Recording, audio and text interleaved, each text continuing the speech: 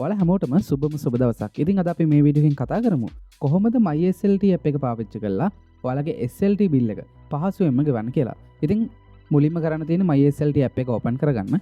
ඊට පස්සේ යටින් තියෙන bill කියන ටැබ් එක උඩ ක්ලික් කරන්න. ඊට පස්සේ ඔයාලට pay කරන්න තියෙන amount එක උඩ pay කියන බටන් එක ක්ලික් කරන්න. ඊට පස්සේ අලුත් වින්ඩෝ එකක් ඕපන් වෙනවා. එතන ටෙලිෆෝන් නම්බර් එක සහ amount එක type කරන්න තියෙන්නේ.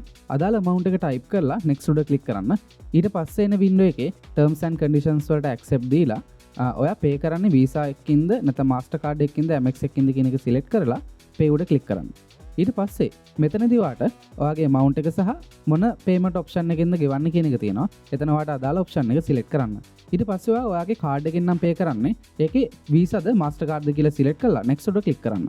ඊට පස්සේ මෙතනදී ඔයාගේ card details ටික add කරන්න. card number එක, expire month එක, ඒ අදාළ details ටික add කරලා next කරාට පස්සේ ඔයාට OTP code එකක් එනවා.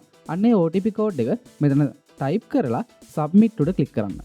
ඉතින් submit උඩ click කරාට පස්සේ ටික වෙලාවක් යනකොට ඔයාට confirmation එකක් එයි. ඔයාගේ payment එක කැපිලා ඔයාගේ SLT bill එකට අදාළ payment එක paid වෙලා කියලා. ඉතින් එතන okay කරලා app එක ආපහු මුලින් ඉඳන් open කරන්න. ඊට පස්සේ ඔයාට bill කියන ටැබ් එකට ආපහු ගිහිල්ලා බලන්න පුළුවන් ඔයා pay කරපු amount එක හරියටම pay වෙලාද කියලා. ඉතින් තවත් මේ වගේ quick video එකකින් හමුමු. ඔයාලා හැමෝටම සුබ දවසක්.